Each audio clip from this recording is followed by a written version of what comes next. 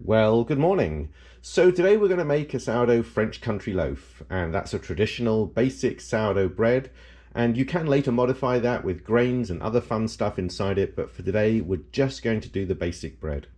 So the first thing that you're going to have to do is make sure your mother has been refreshed and that you've made 400 grams of build, which I've explained how to do in an earlier video, which you can find by clicking on the eye in the top right hand corner of this screen. So take your build and reduce it down to 200 grams of it here. And what we're going to do is mix it in with a kilogram of flour. Now, what I'm going to do is, for the French country, is blend plain strong white bread flour. So that's 900 grams of that with about 90 grams of whole wheat flour. And then just to give it a little bit of extra texture and color, I've got about 10 grams of Wheatgerm. Now, it doesn't matter if you don't have the whole wheat or you don't have the Wheatgerm, but I really recommend adding at least one of them to your white flour to give it some flavor and texture. So what I've done is I've already blended those here. And so what we have is the full kilogram of blend with everything in there. And what we're going to do now is add it and mix it in a large plastic container. So what we've got here is a good sized plastic container. And in goes the flour, and to that we're going to add 700 grams of water. Any water that's good to drink is good to cook with, and that's at room temperature. And if you find this is a very wet dough, you can reduce it by 30 or 40 grams if the dough is a little bit too wet, but I recommend 700 grams of water to 1 kilogram of flour. We've added 200 grams of our build to that, and now we mix it all together and leave it to autolyse for about an hour. Just remember, you do not add the salt at this point. That's going to be in about 30 minutes or an hour from now. So let's mix it up and then just leave it ready for autolyse. And all you have to do here is make sure there's no dry bits left in there, and as soon as it's roughly mixed up, we just leave it.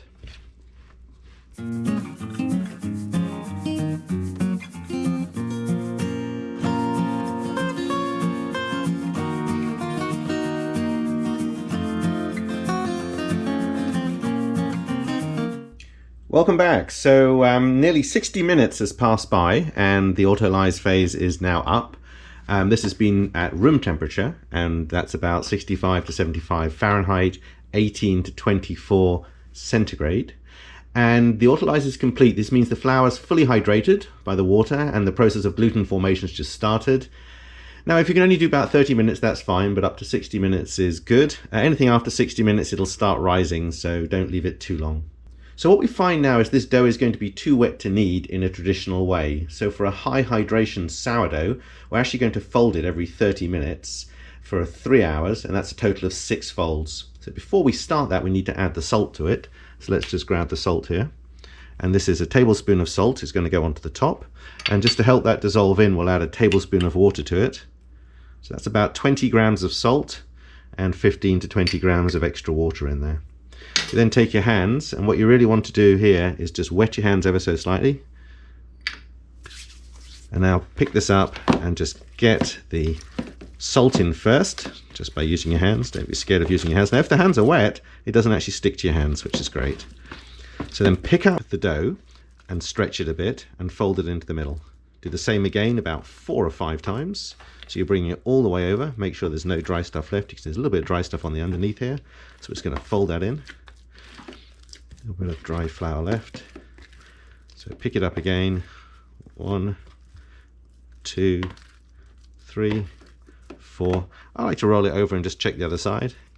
And there it is. And that now, not too sticky, is ready for another 30 minutes waiting, and then we're going to come back and repeat the process again. And just to keep track of things, what I've actually done here is put these counters here. These are just any containers you have in the kitchen, and shows me I've got 5 more folds to go. Leave it at room temperature, which is between 18 and 24 centigrade, 65 and 75 Fahrenheit, and ideally it should be on the upper end of that. So about 75 Fahrenheit is good, about 24 centigrade it will be very good. Anything colder than that might take a little bit longer for the rising process to work. So another 30 minutes have passed by and we're now ready to do fold number 2, and so let's have a look at this here.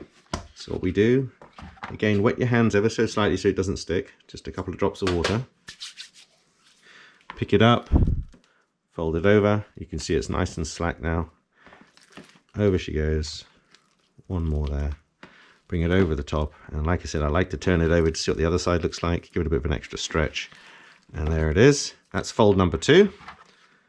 Cover it up, leave it at room temperature, take one of your markers away, and we can see we've got 4 more folds to go. We'll come back in 30 minutes and have a look again.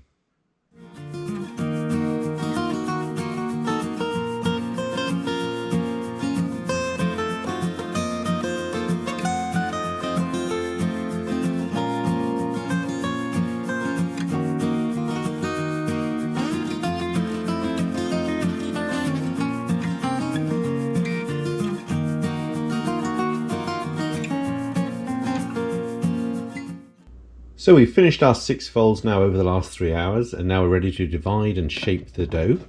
So let's get it out onto the counter.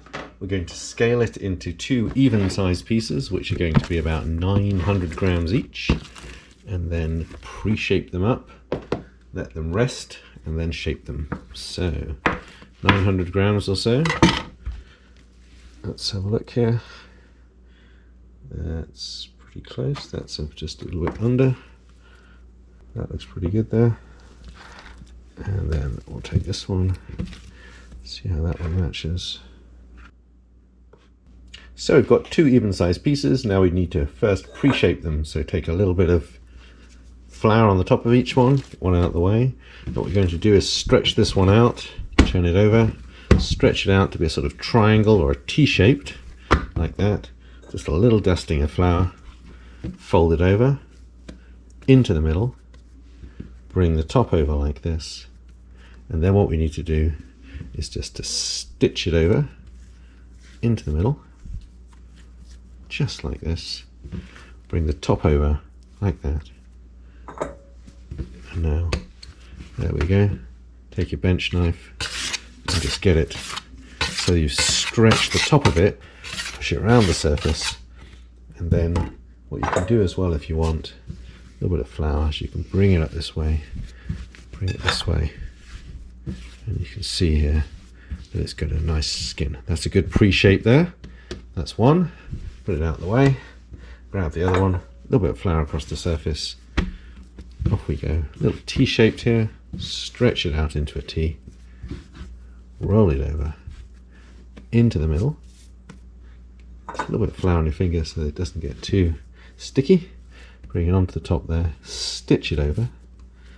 Very wet dough, not too difficult to handle. Bring it over. Bring it into the middle like that, over the top. And there you go. Still need to get the top a little bit smoother here. So very light dusting, over the top. Off we go. Push it over the table. Now the reason you don't want to have too much flour is you want it to stick to the surface ever so slightly while you're stretching this skin up. You can see here that it's sticking to the surface just a little bit. And that's just perfect, just for a pre-shape. So there's one, there's your other one. Now we're going to leave them on the counter here for about 20-30 minutes or so, and then come and do a final shaping of them. So the dough's now rested for about 20 minutes after its first shaping, and now it's time for a final shape. So what we're going to do is get one of these out of the way. Here, just lightly dust the surface of the counter and also the top, and we're going to turn it over. Do the same as before, make a nice little T-shaped out of it, or a triangle. Fold it into the middle, bring the sides in like that, bring the top over, stitch it over. A light dusting of flour, a little bit over the top, and then stitch it in like that. Get a nice tight skin there, bring it over to the middle, push it down, over the top, and there's our nice tight dough. A little bit of coating on the top there. Use your bench knife, get it nice and tight, roll it around the counter. Try not to get your hands too much onto the dough, because that wet dough is going to stick to your hands and break the surface. You want to have a nice tight surface. Get in under there. You've got a really tight surface ready to go. Take the other one, do exactly the same. Dust the top of it, dust your surface very lightly, bring it over. T-shaped here is what you want. Fold it over. Let's get this one out of the way. Bring it into the middle, over the top there. Stitch it over like this. Bring this into the middle like that. And there we go. That's good to go. Now we're just going to tighten it up a little bit with our bench knife in our hand. Get a nice tight surface. And then we're going to put it into some baskets, also known as BANNETONS in baking. And we're going to line those baskets with a mixture of rice flour and wheat flour. And if we don't have rice and wheat flour, you can just use plain wheat flour. But the rice and wheat absorbs a bit of water, so it actually makes it stick less to the banneton and gives a nice crust as well on your final loaf. So it's good if you can get hold of that. So let's go and do that now. So here's our baskets, and if you don't have a basket or a banneton, you can also just take a colander, a sieve like this, put a tea towel into it, a cotton dish towel into that, and you could use that instead if you don't have a basket. You're not going to get as nice a design out of it. Those nice rings on the baskets here are really going to give you a nice design on the top of the bread, but the tea towel will work just as well. So you just line that with your wheat flour, rice flour mix, a nice light dusting of there. Same again here. And if you're going to use the tea towel, dish towel method, then you just want to line the inside the same as well. Put the same amount inside there and get that to go that way. We're just going to use the BANNETONS today. So those two are ready for loading. Just make sure your bread is nice and tight when you're going to put it in. A little bit of flour on the top so it doesn't stick. This is very sticky dough, so you want to pick it up with your bench knife, drop it in. Same again here, make sure it's nice and tight before you put it in. Lift it up, drop it into the basket, and you've got the rough side up here. And what you want to do now is you're going to just stitch it in a little bit to get a nice tight skin all the way around it. Hold it with your finger, stitch it all the way around, bring it around there, and that's going to make sure that you have a nice tight skin and a really good crust on there. Do the same again here, bring that in, bring it in again, bring it over, spin it round, stitch it all the way around, just hold it in with your finger, and it's going to break a little bit apart, but it's going to actually hold a really nice skin in there. And that's now ready to proof for 4 hours at room temperature. That'd be about 75 degrees Fahrenheit, which is 24 degrees centigrade. If your kitchen's a bit colder than that, then add about an hour to it. Right, so the bread has proofed and is ready to bake. So first we need to take the BANNETONS with the dough and dust the surfaces with a rice wheat flour mix. I've already put a little bit on here. We also need to separate it out from the edge here like this, just to make sure it doesn't stick to the BANNETONS. Now if you've only got plain flour, that's absolutely fine. It's not quite as good because it burns a little bit in the oven, but it'll work just fine. And then we're going to put them into the Dutch ovens, which have been preheated to 460 Fahrenheit, 240 centigrade, and they're very hot.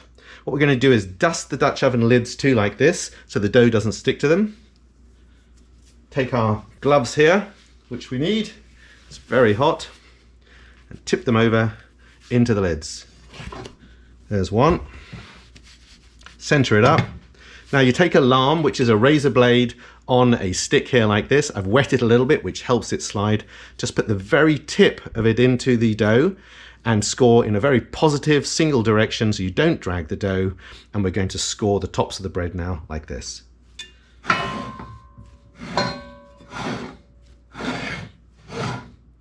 Now if there's any bits that might not have been separated, like this piece just here, we just separate it out again so that it separates really nicely when it rises.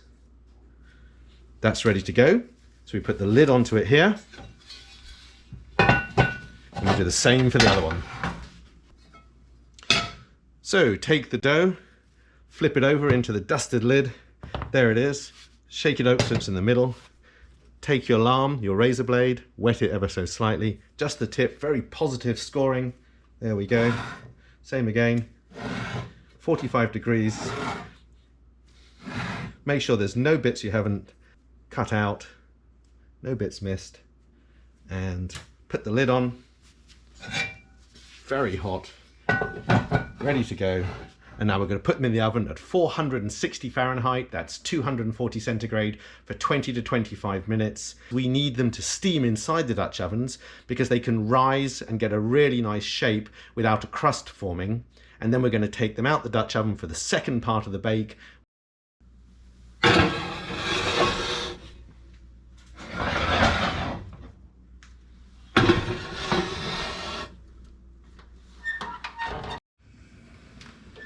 Right, so these have been in the oven now for 25 minutes in the Dutch ovens, and it's time to take them out and turn them onto the hearth. It's very, very hot, so let's have a look and see how they're doing here. Looks pretty good, very gently so you don't collapse them. Get them out onto the hearth there. Do the same with the other one.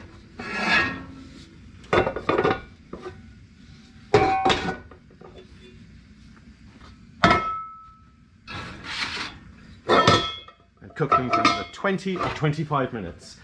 If we find they take on colour too fast and that's too hot, we can turn it down to 400 or 425 to complete the bake.